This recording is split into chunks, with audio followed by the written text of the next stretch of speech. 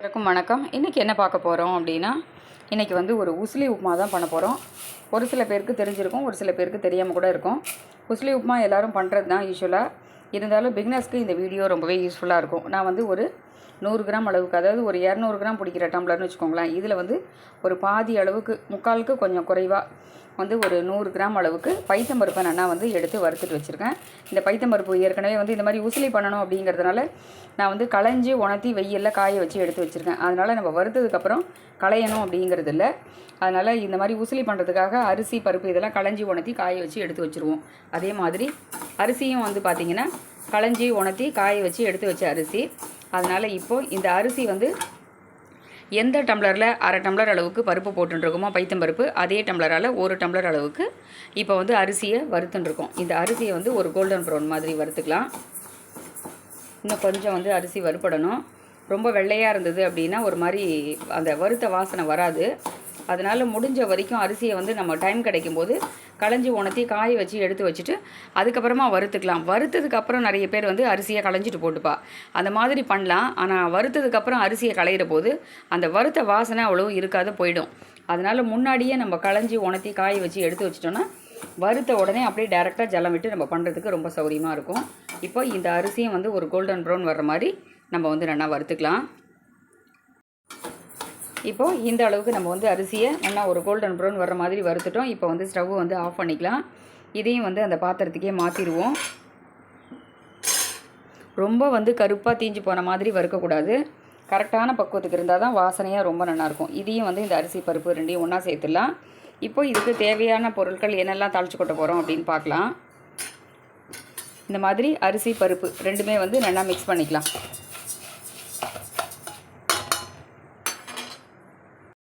இப்போது இதுக்கு தேவையான அளவு உப்பு போட்டுக்கலாம்.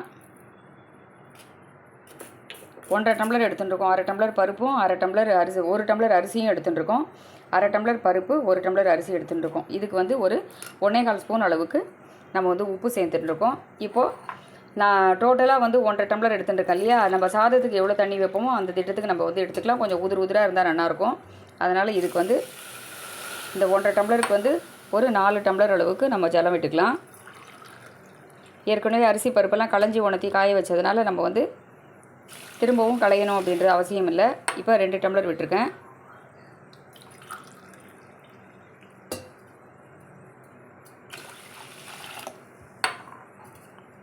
இந்த உப்பு வந்து இந்த ஜலத்தில் வந்து நல்லா கரையிட்டோம்.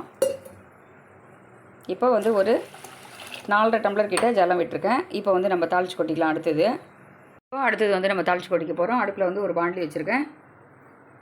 இதில் வந்து நம்ம 1 ஸ்பூன் கிட்ட கடுகு போட்டுக்கலாம். இதில் எண்ணெயுமே வந்து ஒரு 2 டேபிள் ஸ்பூன் கிட்ட எண்ணெய் விட்டுருக்கேன். ஒரு ஸ்பூன் கிட்ட கடுகு, 2 காஞ்ச மிளகாய் காரத்துக்கு. அடுத்தது வந்து 1 ஸ்பூன் கிட்ட உளுத்தம்பருப்பு போட்டுக்கலாம். உளுத்தம்பருப்பு நமக்கு எவ்வளோ தேவையோ அந்த அளவுக்கு போட்டுக்கலாம். கடலைப்பருப்பு இதுக்கு தேவையில்லை. அடுத்தது வாசனைக்கு பெருங்காய பொடி போட்டுக்கலாம்.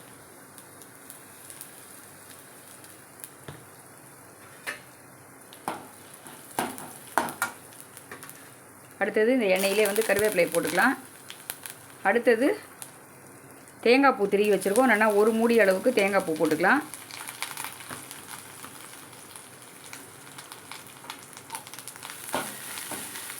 இந்த தேங்காயை வந்து கொஞ்சம் நல்லா வதக்கிக்கலாம். தேங்காயை வந்து நல்லா ஒரு 2 நிமிஷத்துக்கு நல்லா பரட்டி எடுத்துக்கலாம். ரொம்ப வந்து அந்த ஈரப்பதம் போகிற அளவுக்கு நம்ம வறுக்கணும் அப்படிங்கிறது இல்லை. லேசாக வந்து இப்படி ஒரு 2 நிமிஷத்துக்கு கொஞ்சம் அந்த பச்சை வாசனை இல்லாமல் இருக்கிற மாதிரி நம்ம வந்து நல்லா வறுத்துக்கலாம். ரொம்ப வறுத்துட்டோம் அப்படின்னா சக்கையாக இருக்கும். இப்போ இதை வந்து ஆஃப் பண்ணிவிட்டு இந்த நம்ம அரிசி பருப்பு இதெல்லாம் எடுத்து வச்சுருக்கோம் இல்லையா, இந்த தண்ணியில் வந்து நம்ம இதை சேர்த்துடலாம். எடுத்து வச்சுருக்க தேங்காய் பூ இதில் சேர்த்துடலாம். தேங்காய் போட்டு பண்ணும்போது டேஸ்ட் ரொம்ப நல்லாயிருக்கும்.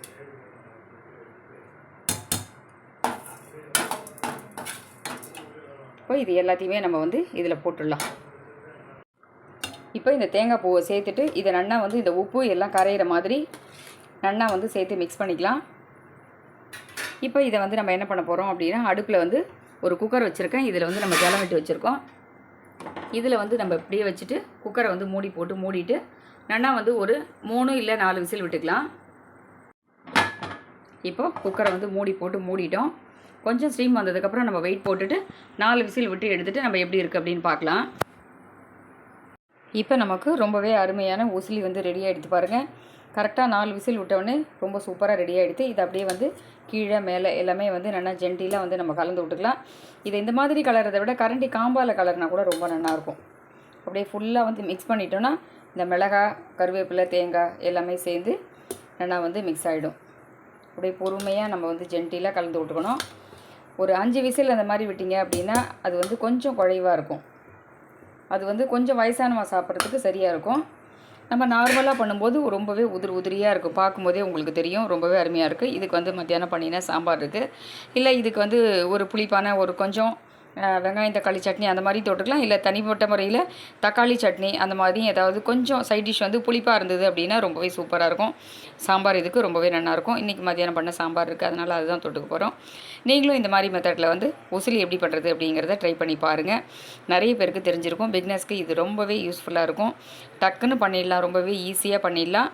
ரொம்பவும் அருமையாகவும் இருக்கும். விரத நாட்களில் கூட பண்ணலாம். அரிசி தானே அப்படின்னு நினைக்க வேண்டாம். அரிசியை நம்ம வந்து வறுத்துடுறோம் அப்படிங்கிறதுனால அதுக்கு வந்து தோஷம் கிடையாது. நம்ம வந்து இந்த மாதிரி பண்ணலாம். உசிலி எப்படி பண்ணுறது அப்படிங்கிறத வீடியோ இன்றைக்கி பார்த்துட்டோம். நீங்களும் இந்த மாதிரி மெத்தடில் ட்ரை பண்ணி பார்த்துட்டு எப்படி இருக்குன்னு சொல்லுங்கள். இதே மாதிரி மறுபடியும் வேறொரு வீடியோவில் சந்திக்கிறேன். நன்றி, வணக்கம்.